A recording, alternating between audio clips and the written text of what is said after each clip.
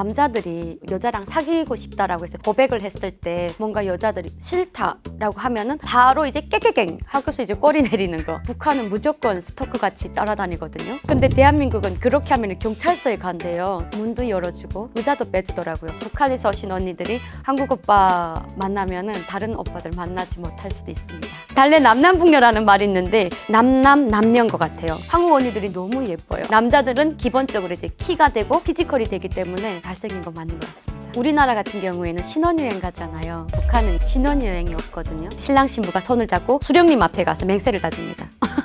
안 하겠다라고 하면 북한에서 사형당합니다. 정치범으로.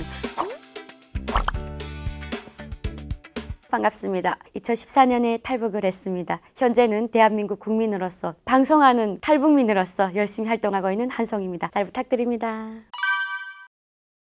북한 같은 경우에는 우리 대한민국이랑 너무 다른 게 연애라던가 결혼 같은 게 무조건 해야 되는 그런 문화가 있어요. 저는 대한민국에 와서 가장 충격받았던 것 중에 하나가 우리나라는 이제 연애를 하고 싶으면 하고 결혼하고 싶으면 하고 그런 이제 자유로움이 있잖아요. 근데 북한은 그거와 반대로 무조건 성인이 되고 그러면 결혼을 꼭 해야 됩니다. 남자들 같은 경우에는 18살 되면은 군대를 나가거든요. 10년 정도 군대를 나갔다 오면서 무조건 결혼을 해야 됩니다. 여자들은 25살 안으로 무조건 또 결혼을 해야 됩니다.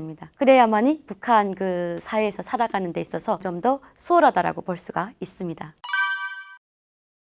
북한 같은 경우에는 서로 이제 소개팅을 해서 가는 경우도 있고요. 중매로 가는 경우도 있고 남자가 군대를 갈 때 고등학교 때 사귀었던 여자친구가 있을 거잖아요. 10년 동안 군사복무를 잘 하고 올 테니까 날 기다리고 있어라 라고 해서 10년 동안 기다리는 경우도 있습니다. 이게 참 너무 아이러니하게도 여자가 기다리는 경우가 좀 많긴 해요. 그 이유가 뭐냐면은 북한은 이제 남존여비 사상도 있지만은 여자가 남자보다 인구수가 훨씬 더 많습니다. 북한의 남자들은 모두 군대를 가요. 그 안에 서도 이제 그 돌아 못 오는 그 남성분들이 되게 많아요. 그러다 보니까 남자들의 그 인원이 굉장히 좀 많이 여성 비율에 비해서 많이 좀 작습니다. 그러다 보니까 남자들 같은 경우에는 다 연애를 한다던가 다 결혼을 할 수가 있죠. 근데 여자들 같은 경우에는 못하는 경우도 있어요. 그래서 탈북하는 여성들이 좀 더 비율이 많을 수도 있습니다.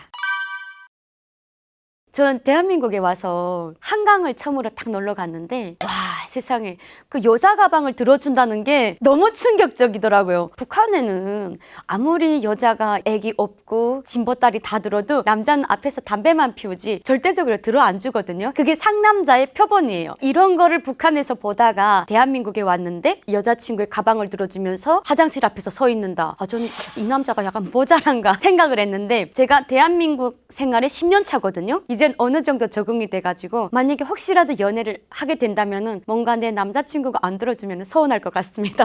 그래서 처음에는 너무 충격 먹었고 두 번째는 연애를 하면서 남자들이 여자랑 사귀고 싶다라고 해서 고백을 했을 때 뭔가 여자들이 싫다 라고 하면은 바로 이제 깨깨갱 하고서 이제 꼬리 내리는 거. 북한은 무조건 스토커 같이 따라다니거든요. 근데 대한민국은 그렇게 하면 경찰서에 간대요. 우리나라 남자들, 여자들 같은 경우에는 서로가 좀 배려해주는 문화 이런 것들이 기본적으로 깔려 있고요. 근데 북한 같은 경우에는 그런 배려보다는 강요, 강조 이런 거를 이제 어릴 때부터 교육을 받아오기 때문에 북한 여성과 남한 남성이 처음에 만났다라고 하면은 굉장히 당황할 거예요. 왜냐면은 이 말 어투에서부터 굉장히 기분이 나쁘거든요. 똑같은 말이라도 좀 해줄 수 있겠어? 라는 말투랑 야 좀 해줘 완전 다르잖아요. 근데 북한은 무조건 명령적으로 그런 걸 다 배워오다 보니까 이런 것들 때문에 이제 남남북녀가 만났을 때 굉장히 이제 문화 차이 때문에 싸울 때도 있을 거예요. 근데 이것만 극복한다면은 세상에서 가장 아름다운 커플이 되지 않을까 이런 게 있고요. 대한민국 같은 경우에는 남자분들 여자를 좀 보호해줘야 된다라는 그런 게 기본적인 마인드가 깔려 있어요. 식당 같은 데 간다던가 그리고 뭐 차 탔다던가 이렇게 하면 이제 문도 열어주고 의자도 빼주더라고요. 근데 이게 지속적으로 갔으면 좋겠는데 3년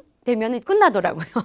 그래서 이런 것들이 좀 있다. 근데 어느 순간부터는 해달라고 하기 전에 제가 먼저 하는 것 같아요. 이런 기본적인 배려가 이제 몸에 장착되다 보니까 이런 것들이 좀 많이 다르지 않나. 북한에서 오신 언니들이 한국 오빠 만나면은 다른 오빠들 만나지 못할 수도 있습니다.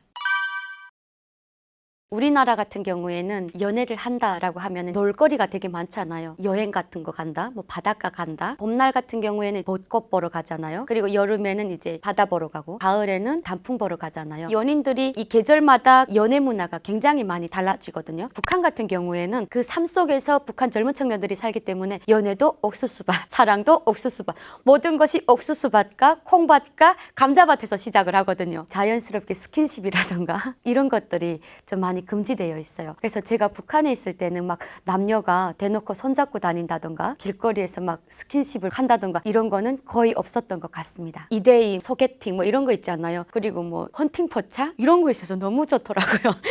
그리고 좀 뭔가 신선했어요. 근데 북한은 계속 이제 그 관리 감시, 그리고 이제 서로가 서로를 감시하고 위에서 밑으로 이제 감시하는 그런 수직 수평의 그 감시 체계가 굉장히 잘 돼 있어요. 그러다 보니까 연인들끼리도 연애를 하다가 혹시라도 체제 비판 같은 걸 조금이라도 했더라고 하면은 헤어지면은 이제 이걸 보이브에 갖다가 꼰지르기 때문에 절대적으로 위험한 발언 같은 걸 할 수가 없거든요. 그리고 한류 드라마를 어떤 드라마를 봤다라는 것도 절대적으로 말하면 안 돼요. 그래서 북한의 남녀들은 사랑을 해도 숨김이 많고 비밀도 많은 것 같아요. 그래서 저는 대한민국에 왔을 때 그런 비밀 없이 솔직하게 연애를 할 수 있다는 자유의 안도감을 느꼈던 것 같습니다. 북한은 개인이 이렇게 살아갈 수 있는 그 조건이 아니라 모든 북한 전체 주민들은 김정은 체제의 목소리에 맞춰서 하나같이 움직이는 영혼 없는 로봇이라고 보면 됩니다. 달래 남남북녀라는 말이 있는데 제가 대한민국에 와보니까 남녀인 것 같아요. 한국 언니들이 너무 예뻐요. 남자들은 기본적으로 이제 키가 되고 피지컬이 되기 때문에 잘생긴 건 맞는 것 같습니다. 그렇습니다. 이런 거는 이제 말투는 쓰는데 그렇게 잘생긴 사람들이 안 쓰기 때문에 별 감흥을 못 느낍니다. 저는 솔직히 현빈 씨가 이야기에서 심쿵한 포인트가 있는데 이 드라마를 만든 작가님은 아오지탄강 가야 되거든요. 주인공들은 다 현빈이 아니면 김수현이거든요. 근데 솔직히 그렇게 생긴 사람이 없습니다. 북한의 남성분들의 평균 키가 165, 여성들의 그 평균 키가 153에서 155 정도. 그래서 엄청 많이 나요. 전 북한에 있을 때 키가 작다라는 생각을 못 했는데 한국에 오니까 저희 그 한국 친구들이 야 너는 무슨 웰시코기냐 땅에 기어다닌다 이래가지고 그래서 어이 갓나 새끼 놀리니 약간 이제 이렇게 사투리 썼던 적도 있는데 저희는 가장 컴플렉스가 키인 것 같아요.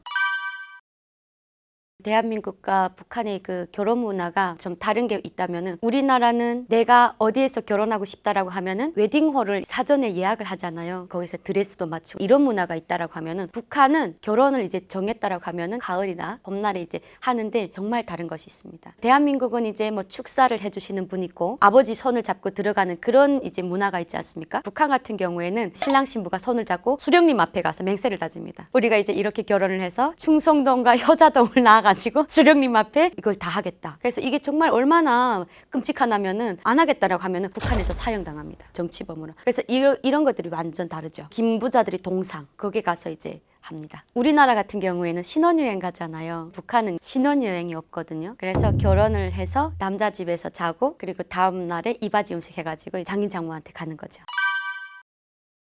북한에서의 이혼은 남자가 바람 피우면은 이혼이 성립이 안 되거든요. 남자는 이제 바람 피웠다가도 이제 자기 집에 들어온다라는 그런 속설이 있어서 이혼이 안 됩니다. 근데 여자가 바람을 피웠다라고 하면은 이혼이 되거든요. 이혼 사유가 굉장히 아마 대한민국 국민들이 들으면 되게 놀라더라고요. 그런 게 어디 있어? 라고 하는데 진짜 대한민국에서 이해가 안 됐던 것 중에 성격이 안 맞아서 이혼하는 거. 이거 진짜 말이 안 되거든요. 왜냐면 남자 여자가 만나면 워낙에 성격이 잘 안 맞잖아요. 근데 이걸 극복 못하고 이혼한다. 처음에 너무 충격 먹었는데 살다 보니까 그럴 수도 있겠다라고 이제 받아들여지게 되더라고요. 정말 대한민국과 북한은 너무나도 문화 차이도 다르지만은 생각도 완전 다르다. 워낙에 이제 북한은 CCTV가 없기 때문에 불륜 사례가 대한민국보다 더 많습니다. 왜냐하면 우리나라 같은 경우에는 탐정 그런 게 있더라고요. 그래서 뭐 잡아준대. 일단 너무 좋다. 약간 이런 생각도 했던 적이 있는데 북한 같은 경우에는 만약에 그 동네에서 어떤 집 유부녀랑 어떤 집 유부남이 이제 불륜을 했다라고 해도 그 유부남이 사회적으로 직위가 있다 이렇게 하면은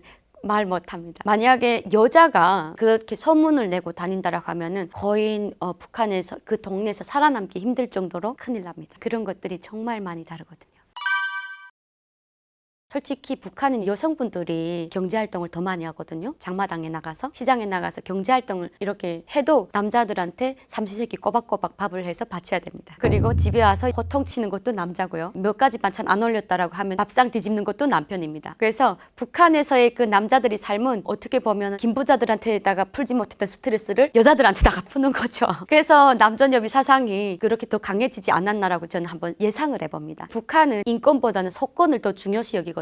그 이유가 북한 주민들이 소를 잡아먹었다고 총살 당하는 마당에 이 사상을 가지고 논할 수가 없거든요. 북한 자체가 페미니즘이라는 게 음식인지 밥인지 모르거든요. 그런 사상을 가질 수 없는 시스템이기 때문에 그런 걸조차를 생각을 안 하고 살아요. 그렇기 때문에 대한민국은 내가 어떤 사상을 가지던지 간에 그 사상에 대해서 지지받는 사람들도 있고 반대하는 사람들도 있잖아요. 근데 북한은 그게 절대적으로 용납이 안 되는 겁니다. 북한은 확실하게 그 안의 세계가 우리가 정말 생각하는 상상 그 이상으로 다르다고 보시면 될 것 같습니다.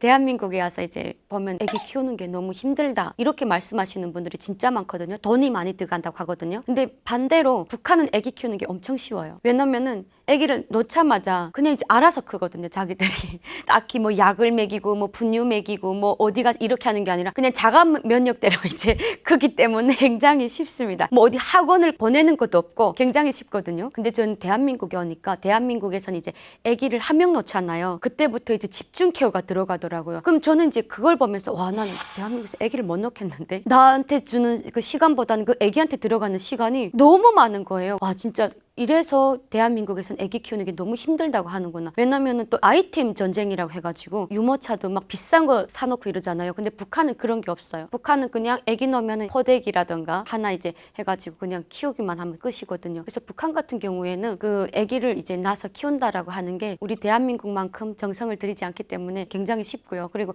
반대로 보면 북한 애기들이 굉장히 불쌍합니다.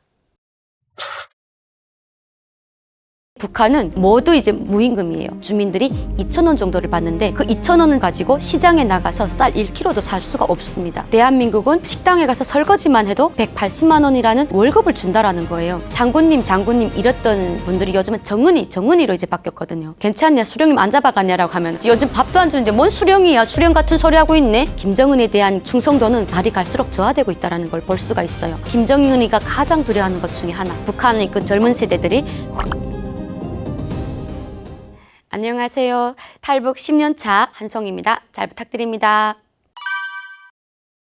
2014년에 탈북을 했는데 제가 나올 때 당시만 해도 김정은 정권이 들어선 지가 얼마 안 됐을 때예요. 압록강이 그렇게 경비가 심하고 이러진 않았어요. 요즘은 이제 탈북 루트가 굉장히 상험한 걸로 알고 있습니다. 국경 지역에다가 500m 하나씩 CCTV를 설치를 해놨고요. 탈북을 가장 하기 쉬운 그 곳곳에다가 지뢰를 이제 매설을 해놨거든요. 만약에 탈출을 시도하는 북한 주민들이 있다라고 하면은 무조건 사살하라라는 이제 명령까지 내려가지고 요즘은 그 북한에서의 이 탈북은 굉장히 어렵습니다. 또 하나는 한 명당 들어가는 탈북 비용이 1억 2천 정도 하거든요. 그래서 이 비용 문제도 너무 심각해서 거의 탈북을 하기가 어렵다라고 보시면 될 것 같습니다. 우리 대한민국도 자유가 그저 주어진 것이 아니지 않습니까? 자유에 대해서는 이제 선배들의 피와 땀이 그대로 있기 때문에 지금의 대한민국이 있는 거라서 또 북한에 계시는 분들이 자유를 찾기 위해서는 그만한 대가를 짊어져야만이 온전히 자기 거라고 이야기를 할 수가 있거든요. 저 또한 북한에 있을 때 한류 드라마를 봤다고 하지만은 그 드라마를 보면서도 위험을 감수하고 봤기 때문에 그 얼만큼 위험한지를 누구보다도 더 잘 알거든요. 대한민국에 올 때도 목숨을 걸고 왔습니다. 놀러 온 게 아니라 정말 잘 먹고 잘 살고 이 자유를 누구보다도 소중히 여기면서 잘 살기 위해서 왔기 때문에 북한 주민들이 그 삶에 있어서 자유를 갈망하고 느끼겠다라고 하면은 목숨을 걸어야 된다고 저는 생각을 합니다. 배가 고프면은 그 어떤 중요한 사상을 주입을 하더라도 안 될 것 같습니다. 그래서 북한 주민들의 사상이 무너지는 것 첫 번째 그 이유는 바로 배고픔, 그리고 두 번째 K드라마. 왜냐하면 똑같은 한반도 땅에서 똑같이 나눠졌지만은 어떻게 이게 이렇게 다를 수가 있냐라고 생각을 하는 거죠. 머리가 있고 생각 있는 사람들은 대한민국 사회가 얼마나 발전됐고 얼마나 잘 사는지를 다 알고 있다라고 보시면 될 것 같습니다. 저는 이제 삼국을 통해서 왔는데 중국, 라오스, 태국을 거쳐서 탈북을 했거든요. 근데 저는 북한에 있을 때 한류 드라마를 정말 많이 봤어요. 상속자라는 드라마를 보면서 친구랑 그럼 오늘 갈래? 그리고 또 부모님들이 영향이 좀 컸던 것 같습니다. 6.25 전쟁도 저희 부모님이 대한민국이 일으킨 것이 아니라 북한이 먼저 선제 타격을 했다라고 알려주셨고요. 그리고 또 두 번째는 피아노 치는 대통령이라는 그 영화를 봤는데 안성기 배우님과 최지우 배우님이 나오셨거든요. 담임 선생님이랑 대통령이 연애하는 그런 장면이 있었어요. 북한에 있는 사람으로서 상상이 안 가거든요. 그래서 저는 이제 아빠한테 물어봤습니다. 왜 대한민국 대통령은 저렇게 담임 선생님과 연애를 할 수 있냐라고 물어봤더니 저희 부모님이 이런 이야기를 하셨어요. 대한민국은 자유민주주의 체제이기 때문에 국민과 대통령은 자유롭게 연애를 할 수 있다. 이렇게 알려줬고요. 그러면은 우리 장군님은 연애를 저렇게 하시냐라고 물어봤더니 장군님은 공산국가이기 때문에 연애를 저렇게 하는 것보다는 쪽잠과 제기밥으로 먹으면서 인민들을 지킨다라고 이야기를 해주셨습니다. 그런 영향을 받으면서 크다가 김정일이 죽으면서 갑자기 국경을 딱 봉쇄를 하기 시작했습니다. 북한에서는 이제 김정일이 없는 지구는 세상에 존재하지 않는다라고 이제 계속 사상교육을 했는데 저희 아버지가 사람 하나 죽었다고 지구가 깨지면 진작에 깨졌겠지라고 하면서 이야기를 하더라고요. 그러면서 이제 그때 당시에 제가 친구 부모님이 먼저 대한민국에 오셨어요. 친구랑 이제 같이 지내다 보니까 대한민국 사회에 대해서 좀 더 알게 됐고 그 친구를 통해서 대한민국은 식당에 가서 설거지만 해도 180만 원이라는 월급을 준다라는 거예요. 근데 북한은 모두 이제 무임금이에요. 월급을 준다라고 해도 주민들이 2,000원 정도를 받는데 그 2,000원을 가지고 시장에 나가서 쌀 1kg도 살 수가 없습니다. 북한 주민들이 살아갈 수 없거든요. 대한민국 국민들은 월급으로 생활을 한다라는 거예요. 그래서 저는 그때 너무 충격 먹었습니다. 거짓말하지 말라고. 너네 엄마 남조선에서 한기부터 먹고서 저러는 거 아니네 이랬더니 그 어머니가 그때 당시에 노스페이스 패딩을 딱 보내주신 거예요. 그래서 그걸 딱 보면서 확신을 했죠. 옷을 입어보면서 대한민국이 정말 맞구나. 드라마랑 너무 똑같구나. 어찌 보면 드라마보다도 더 현실같이 그렇게 살아갈 수 있겠구나라는 걸 이제 확신을 가졌던 것 같아요. 저는 이제 그 친구랑 같이 탈북을 했는데 그 친구는 부모님이 브로커를 보내주셨으니까 브로커 따라가고 저는 이제 브로커가 없었을 거잖아요. 저는 교회 선으로 대한민국에 오게 됐습니다. 일단은 북한의 주민들은 그 안에서 정말 굉장히 치열하게 살아가거든요. 대한민국은 내가 열심히 살아서 이 사회에서 성공하겠다라는 욕심과 자신감, 경쟁사의 시스템이지 않습니까? 근데 북한 같은 경우에는 내일은 내가 없을 수도 있다라는 목숨을 걸고 사는 그런 시스템이에요. 말 한마디 잘못한다던가 체제에 대한 불만을 가진다라고 하면은 즉시 그 사회에서 살아갈 수 있는 그 권한이 없어지거든요. 그렇기 때문에 북한 주민들은 굉장히 목숨을 내걸고 살아간다라고 보시면 될 것 같고요. 또 하나 는 노동당 세대는 이젠 없습니다. 김정일 세대까지 노동당 세대였고요. 김정은 세대이기 때문에 3대 세습까지 이어졌지만은 최근에 김주애가 등장함으로써 4대 세습까지 이제 이어지는 징후를 보이고 있거든요. 요즘은 장마당 세대에서 김정은에 대한 충성도는 날이 갈수록 저하되고 있다는 걸 볼 수가 있어요. 그래서 최근에 국경 지역에서 전화 오는 저희 같은 친구들과 전화를 하면은 몇 년 전까지만 하더라도 장군님 이랬던 분들이 요즘은 정은이로 이제 바뀌었거든요. 야 너네 근데 정은이 해도 괜찮냐? 수령님 안 잡아갔냐라고 하면 야 언제적 수령이야? 밥 줘야지 수령이지. 요즘 밥도 안 주는데 뭔 수령이야? 수령 같은 소리 하고 있네? 라고 이렇게 이야기합니다. 이게 바뀌었다라는 거죠. 그래서 북한 주민들이 이 사고력과 생각이 빠르게 변화가 되고 있다라는 겁니다. 그래서 김정은이가 가장 두려워하는 것 중에 하나 바로 현 장마당 세대에 있어서 자기에 대한 충성도가 저하되는 거, 그리고 두 번째 한류 문화를 받아들이면서 북한의 그 젊은 세대들이 자기 체제를 이제 엎을까봐 그런 거에 대한 두려움 때문에 굉장히 그 북한 주민들을 단속화하고 있다라고 보시면 될 것 같습니다. 일단 첫 번째 군대죠. 왜냐면은 옛날에는 그나마 나라를 지키기 위해서 군대를 갔다라고 하면은 최근에는 이제 나라를 지키기 위해서 군대를 가는 게 아니라 나라를 지키러 갔더니 죽음으로 돌아오거든요. 그 첫 번째 사례가 바로 러시아 파병 사건이거든요. 러시아 파병을 보면은 거기 가서 목숨을 잃고 못 오는 사례가 많지 않나요? 근데 이것 또한 하나의 위운탑을 평양에다 세워놓고 김정은이가 이런 사람들한테 공화국 영웅 칭호를 주면서 자기에 대한 그 충성심을 엄청나게 높이 평가를 하겠다라고 했는데 이것도 파병된 사람들이 전체를 해준 것이 아니라 300명만 골라서 했었거든요. 하나의 그거는 사건이거든요. 자식들이 그냥 러시아 파병에 끌려가서 개죽음 당했다라는 이야기가 북한 내에서 돌다 보니까 부모님들이 이 심정은 이로 말할 수가 없는 거예요. 그 사회에 대한 불만은 나날이 갈수록 증폭되어 있고요. 그리고 또 내 자식을 내 나라라고 말할 수도 없는 거예요. 왜냐하면 그렇게 말했다가는 언제 내가 개죽음을 당할지 모르기 때문에. 그래서 그만큼 북한 사회에는 겉으로는 우리가 보여지지는 않지만은 속으로는 굉장히 골맞다라고 보시면 될 것 같습니다. 두 번째는 계급 사회입니다. 북한은 계급 사회거든요. 기본 군중, 복잡 군중, 적대 계급 군중으로 나누는데 내가 만약에 태어난 게 기본 군중이다라고 하면은 그나마 조금 좀 괜찮거든요. 근데 복잡 군중이나 적대 계급이라고 했을 때 철저하게 짓밟히면서 살아가고 있어요. 근데 국경 지역에서 살아가는 젊은 청년들은 한류 드라마나 대한민국 사회에 대한 소식을 그나마 접하고 있거든요. 이런 청년들이 북한 사회에 대해서 과연 충성심을 발휘해서 살겠는가? 배급을 안 주는 김정은 체제에 대한 충성할 필요성이 없다라는 거예요. 장마당에 나가서 우리 부모가 열심히 노력해서 그 돈으로 경제 생활을 이어가고 내 삶을 꾸려가기 때문에 그 체제와는 별개로 부모님이 최고다라는 그 생각으로 이제 살아가기 때문에 김정은이가 날이 갈수록 항상 핵과 미사일 이야기는 하지만 북한 주민들은 그 거짓말에 절망감을 느끼고 있는 거죠. 맨날 이렇게 말해봤자 그게 시행되는 건 없잖아요. 그렇기 때문에 북한 젊은 청년들은 또 구라를 치는구나라고 그게 이제 절망감으로 가는 거죠.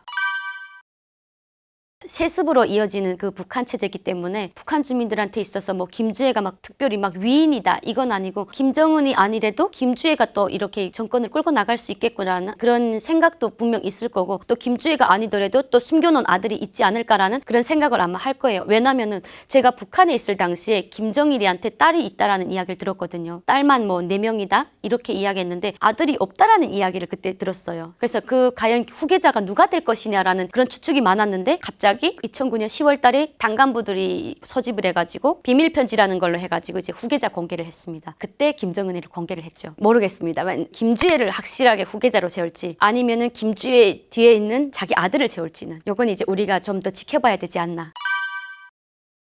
우리가 봤을 때는 뭐라도 북한과 중국이 굉장히 뭐 할 것 같지 않나요? 근데 북한과 중국은 기름과 물이에요. 절대적으로 섞일 수가 없습니다. 가장 포인트는 김정은이가 중국에 갔다라고 해서 중국에서 뭐 김정은한테 크게 득되는 거를 뭐 준다? 이게 아니라 북한 주민들한테 있어서 보여주기 쇼를 해야 되기 때문에 간 것이고 김일성, 김정일, 김정은까지 대대로 내려오면서 한 이야기가 있습니다. 일본은 100년의 적이지만 중국은 1000년의 적이다. 대대로 역사적으로 내려오면서 당한 게 일본보다는 중국한테 많이 당했다. 그러니까 중국은 늘 뒤통수를 조심해야 된다. 국경 지역에다가 그래서 군대들도 많이 풀어놨습니다. 북한은 중국을 믿지 않습니다. 누구보다도 가장 싫어하는 적 중에 하나가 중국입니다. 북한은. 통일이라는 그 단어가 어떻게 보면은 두 글자지만은 그 안에 많은 의미가 담겨져 있지 않나요? 우리나라 국민들 봤을 때 뭐 난 통일이 필요 없다라고 하시는 분들도 있고 각자 다 다른 생각이긴 하겠지만은 북한 주민들은 누구보다도 통일에 대한 그런 꿈이 엄청 큽니다. 왜냐면은 대한민국의 경제가 너무 이제 많이 발전했고 그리고 또 북한이라는 사회가 엄청 많이 낙후됐지만은 러시아라던가 중국을 뭐 통해서 이렇게 무역이라던가 한반도에 그 어떠한 경제 부흥이 일어나지 않겠나라는 그런 구상과 꿈이 있거든요. 북한 주민들은 우리끼리 통일하면 안 되나라는 그런 생각이 있는데 과연 이게 뭐 우리 대한민국 국민과 북한 주민들이 원한다고 해서 되는 통일이 아니지 않습니까? 북한 주민들은 통일에 대해서는 굉장히 긍정적이지만은 단 전쟁을 해서 통일은 반대인 것 같아요. 저는 북한에 있을 때도 전쟁은 안 된다라고 했습니다. 너무 무서운 것 같아요.